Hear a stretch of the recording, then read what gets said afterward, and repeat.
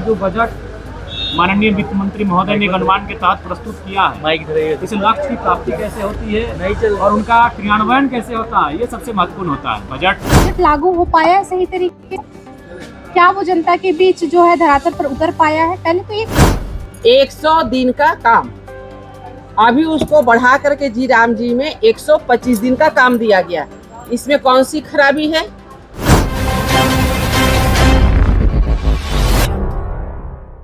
पिछले बार का भी बजट लगभग ज़्यादा 9-10% का ही इजाफा हुआ इस बार के बजट में। 25-26 वित्तीय वर्ष का बजट था 1,45,000 करोड़ का, इस बार 1,58,000 करोड़ के आसपास का मूल बजट है। और अब सवाल ये बनता है कि जो बजट माननीय वित्त मंत्री महोदय ने अनुमान के तहत प्रस्तुत किया है, इस लक्ष्य की प्राप्ति कैसे होती है और उनका क्रियान्वयन कैसे होता है, ये सबसे महत्वपूर्ण होता है। बजट बिल्कुल सुनने में बहुत बड़ा लग रहा है, सुनने में बड़ा सुनहरा लग रहा है, लेकिन धरातल पर क्या होता है? जैसे अभी अगर पथ निर्माण की बात करें तो उसका मैंने अध्ययन किया, तो पिछले वर्ष भी पथ निर्माण को लेकर काफ़ी राशि आवंटन हुआ था। लेकिन आज आप किसी भी विधायक से पूछिए, यहाँ तो सत्ता पक्ष के विधायकों से पूछिए कि आपने एक वित्तीय वर्ष में कितनी योजनाओं का क्रियान्वयन होते हुए देखा? बिल्कुल ना के बराबर। तो बजट की सार्थकता तभी है जब उस बजट को ग्रहण किया जाएगा और दूसरी बात, उसमें उचित धरातल पर जाकर उसका खर्च होगा। बजट किताबों में, भाषणों में बहुत सुंदर है। धन्यवाद। जनता के लिए ही अबुआ बजट है। देखिए, ये बजट का मेला है, इसमें इतनी सुंदर सुंदर शब्दावलियों का चयन है। वही फिर से हम कहेंगे कि काश इसका 25% भी धरातल पे दिखता तो हमको लगता है कि ये बजट एक्चुअल में हुआ बजट है। आज इसमें जो पढ़ पाए 2-4 चीज़ें हम बताते हैं, ज़्यादा नहीं, अब तो घर जाएंगे पढ़ेंगे तभी बताएंगे। इसमें था नेतरहाट विद्यालय की चर्चा, जी राम जी की चर्चा, फिर था आपको छात्रवृत्ति की चर्चा, महिलाओं के बारे में बहुत बड़ी बड़ी बातें, कंबल, स्वेटर, ये सारी चीज़ों का आ रहा था। आप एक चीज़ बताइए, जी राम जी नाम चेंज हो गया और काम इतना अच्छा हुआ। एक बार तो सरकार को तारीफ करनी चाहिए। पहले आप लोगों को भी पता है मनरेगा में क्या मिलता था, 100 दिन का काम, अभी उसको बढ़ा करके जी राम जी में 125 दिन का काम दिया गया। इसमें कौन सी खराबी है? लेकिन ये सरकार बार बार कहती है कि जी राम जी, ये लोग और दोहन करने आए हैं। दूसरा था 15 दिन में पेमेंट होता था, आज वो पेमेंट सप्ताह दिन में होने लगा। वो सप्ताह दिन में होना ज़्यादा अच्छा है या 15 दिन में होना?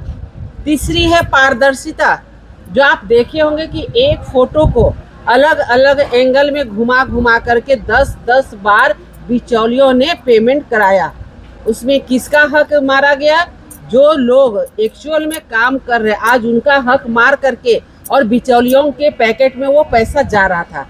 आज इसमें हमारे यशस्वी प्रधानमंत्री नरेंद्र भाई मोदी जी ने पारदर्शिता लाने की कोशिश की। इसमें आपको बुरा क्यों लगा भाई? आप देख लीजिए स्थिति कि अब कभी भी कोई बिचौलिया आपको ठग नहीं सकता है, तो इसमें तो खुश होने की बात है। क्योंकि मनरेगा में कौन काम करता है? गरीब गुरबे ग्रामीण लोग काम करते हैं, जो कि उनके पास में बहुत सारा आपके पास आंकड़े और ये सब नहीं रहते हैं। पहले जो वृद्धा पेंशन वगैरह मिलता था उनको अकाउंट में मिला, खाता में मिलता नहीं था, हाथ में मिला, 2 महीने का, 6 महीने का, कब का मिला पता नहीं। अब कम से कम महीने महीने उनके अकाउंट में पैसा जा रहा है। ये है कि बिचौलिया अब दूर हो गए हैं। आपको खुश होना चाहिए। अभी बात कर रहे थे कि पैसे की किसी प्रकार की कमी नहीं है, भगवान करे पैसे की किसी प्रकार की कमी नहीं, लेकिन एक माननीय मंत्री जी कहते हैं कि पैसा नहीं है इसलिए हम वेतन भुगतान नहीं कर पा रहे हैं, संवेदकों को पैसा नहीं दे पा रहे हैं। हमको बताने की जरूरत नहीं, आप खुद भी बयान को देख रहे होंगे। संवेदकों को देने के लिए पैसा नहीं। जब पूछा गया कि क्यों आप ठेका पट्टा दिए, तो कहे उस समय मालूम नहीं था कि मेरे खाता में पैसा ही नहीं है या राजस्व की कमी हो गई है। और आज बोल रहे पैसे की किसी प्रकार की कमी नहीं। अब हम जो हमारा ठंडा का मौसम है वो खत्म होकर अब गर्मी में हम आ रहे, ग्रीष्म ऋतु में आ रहे हैं। आपको पता है हम सब आते हैं गरीब गुरबों के क्षेत्र जहां जमीन से उठ करके यहाँ तक हम लोग आए हैं, आज बच्चों को स्वेटर तक नहीं मिला और यहाँ वादा किया जा रहा कि हम लोगों ने पूरे ड्रेस देने का काम किया। आज आप देख रहे हैं जो कंबल बटा, आपके क्षेत्र में भी बटा होगा, आप देखे होंगे इसकी स्थिति क्या है। वो जितना करोड़ों करोड़ों रुपये की ठगी करके आज ये लोग इतना कम लेयर, पतला लेयर का कंबल बांटने का काम किए हैं गरीब गुरबों को, और यहाँ पर कंबल बांटने की खूब वाहवाही हो रही है। अरे भाई, सबसे पहले जो भी कार्य किए हैं, हमने उस दिन भी कहा था आप क्या खर्च किए उससे हमको कोई मतलब नहीं, लेकिन कम से कम आप एक बार धरातल पे, जमीनी स्तर पे क्या सच्चाई है उसे देखने की जरूरत है। इन्होंने कहा अबुआ बजट, दिशोम बजट, आप नाम जितनी भी बदल दें, जितना चमकदार ये किताब बना ले, लेकिन लास्ट में हम एक ही शब्द कहना चाहेंगे कि इस बजट से आम लोगों को कोई फायदा नहीं हुआ, ना तो आम लोगों को ध्यान में रख करके ये सरकार बजट बनाने का काम की। आज फिर से झारखंड की जनता अपने आप को ठगा हुआ महसूस कर रही है, माताएं बहनें अपने आप को ठगे हुए महसूस कर रहे हैं, हमारे बच्चों जो हमारे कल के भविष्य है वो भी अपने आप को ठगे हुए महसूस कर रहे हैं। मिला जुला करके ये टाई मैं तो यही कहना चाहूँगी कि पहले जो बजट पेश किया गया था 1,36,000 करोड़ का जो बजट पेश किया गया था, सरकार को बताना चाहिए कि क्या वो बजट लागू हो पाया है सही तरीके से, क्या वो जनता के बीच जो है धरातल पर उतर पाया है, पहले तो ये क्लियर करना चाहिए।